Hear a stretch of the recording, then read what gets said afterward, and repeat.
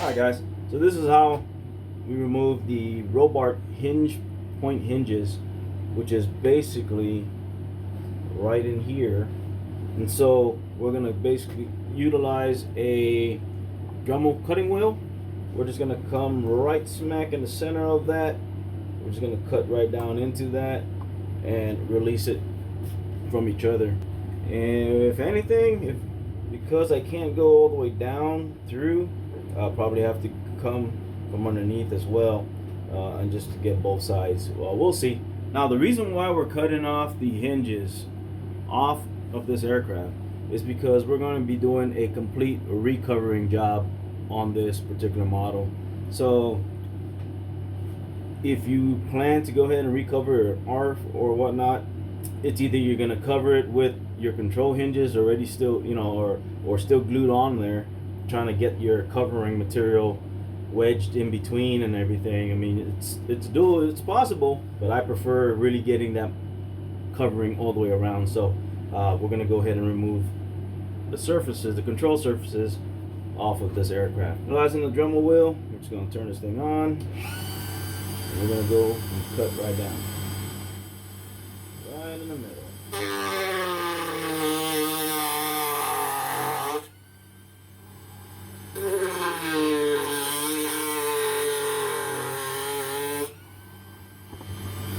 Probably gonna have to look at the camera.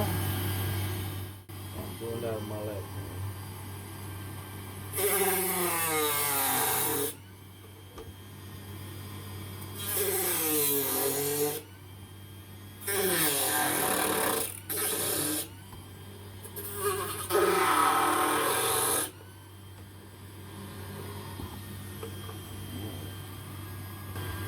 Try not to get injured here at the same time. We got that all cut out, as you can see. The hinge points still right in there. We're going to utilize the brass tube, and we're going to go ahead and remove that eventually. So yeah, let's go ahead and continue on.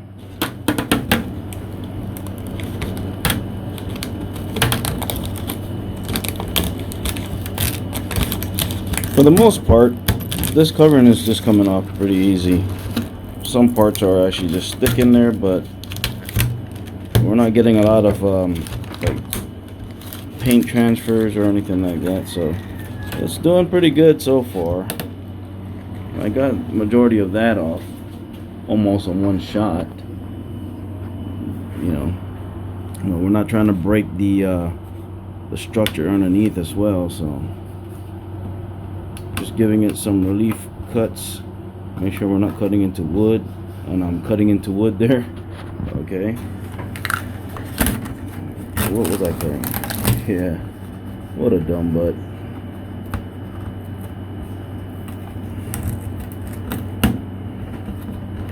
And for the most part, just whipping it off. There's no special technique in regards to pulling off old monocoat, unless it's sticking and it's really hard to come off, because not every model is like this. Alright, so I'm just thankful right now at this point. I haven't gone through the whole plane yet, so I'm not counting my eggs just yet, because it's gonna get hard eventually.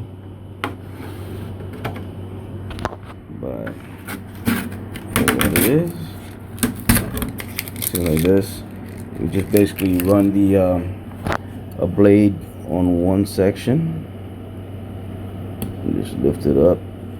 You can also get packing tape, put some packing tape there and kind of lift it. Use the heating heat gun, kind of warm that up a little bit and then pull it off some more. So for the majority of it, it's doing pretty good. Alright, so let me use my other hand, put the camera down and get this thing done up. Alright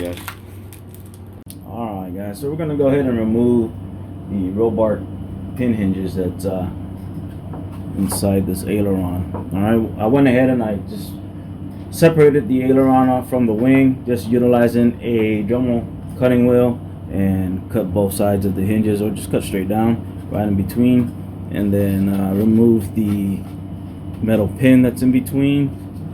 And then from here I have a, I don't know if you can see that, I have a brass tube that basically fits nice and snug around one of the hinge pin. That way we're not removing a lot of material as far as wood is concerned.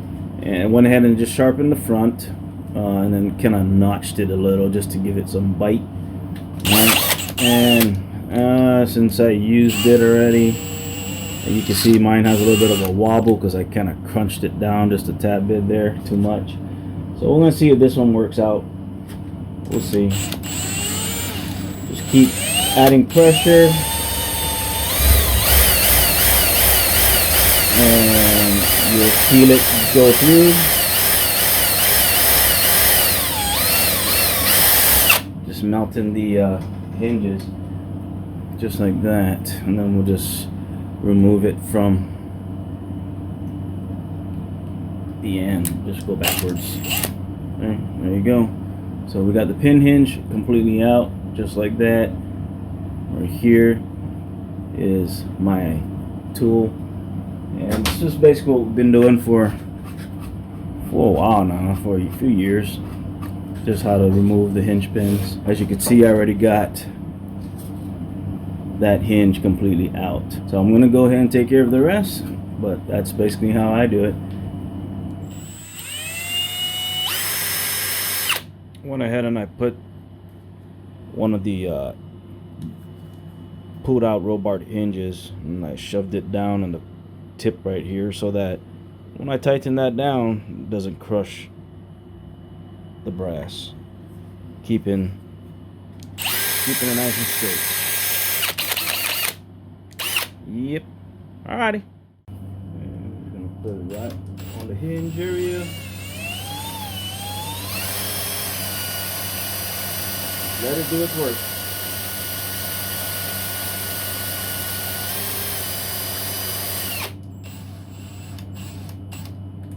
Just like so. Alright.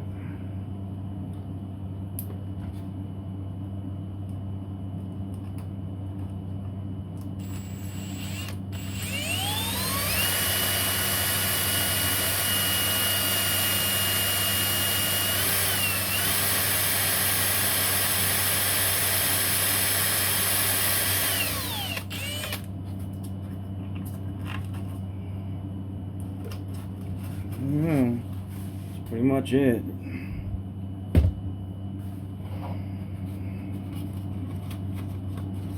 Right through. And we're not taking off wood. We're just cutting around the epoxy ends. Just like that. Alright, so hopefully that helps out. This is nothing new. This has been out here, techniques for years, decades, to be honest. Alright. Alright, guys. Alright, and just like that, we are done. All the hinges basically are pulled out. Alright. Alright, and also in the back you can see it's still fairly clean all the way through. Yeah, it is what it is. Let's stick it in there and kind of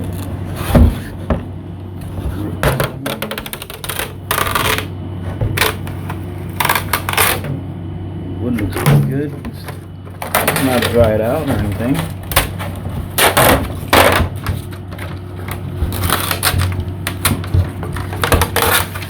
It's just the external cover, basically brittle. This old monocoat, because this one was hanging on the rafters, underneath the rafters outside, so it endured all the weather. As you can see, we got it's all rusted out and all. So yeah, that one's looking okay. So it's just like this wing right here. So this is the right wing right here. So still looks good. It's the bottom of the right wing, and just like with the fuse,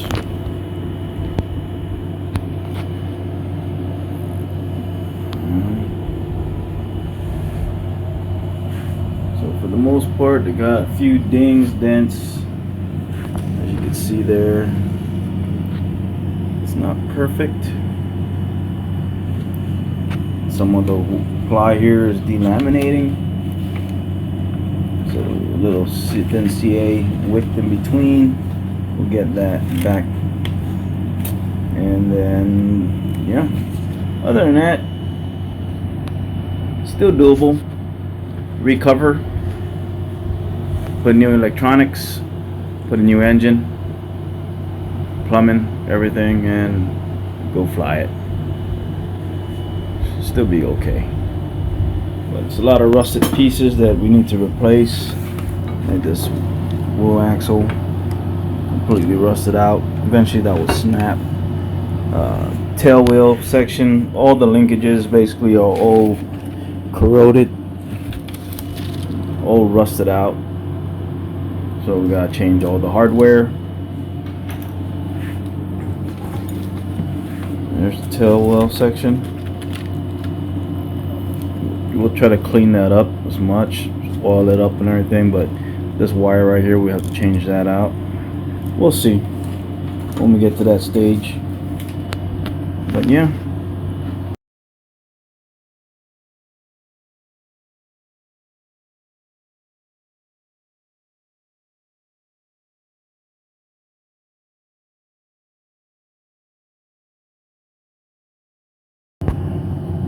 Yep, February 13th. And so what I did today was I removed all the foam that was in this bay right here, because it was just deteriorating, falling apart, and the bottom balsa sheeting is so thin. This whole sheeting is basically thin, and so I was contemplating, should I remove all the foam and just glass the whole inside? But then I just thought about it, you know what, nah, the rest is okay. We'll just laminate it with some epoxy finishing resin, just to hold all that foam together.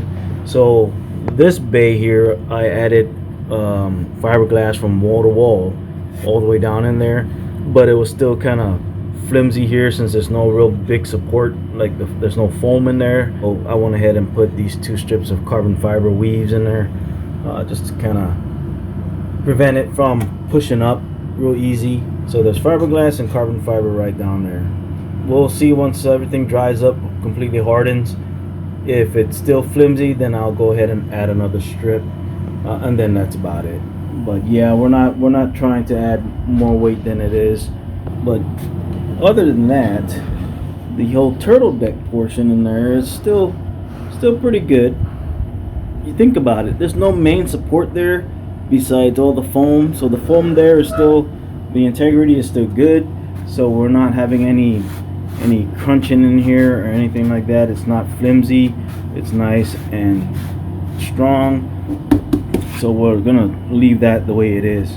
But the bottom here, I mean, it is just completely flimsy, and you can see right through there. That's where the crack was at. There was another crack on the side here. But yeah, I'm not trying to do so much work to this model. Just trying to get the finish, and whatever just needed to get repaired. But yeah, so that's pretty much where we're at. Reactor 50. So far, still doing some filling, and as you can see, we got some wood filler here and everything, and some of like this ply here that is, you can see for yourself right here, is delaminating. So I'm gonna put some thin CA there, put some wood filler on that, and just call it done. And you can see we got some areas still delaminating here. So I'm still going through the whole airframe. I mean, worst case scenario is that everything is all put on here, the engine, the electronics, it's all covered nicely and all, and then go take it out to fly, and we throw it to the ringer and do a flat spin or something, and the whole airframe falls apart. Then, oh well, it still makes a good video. Alright guys.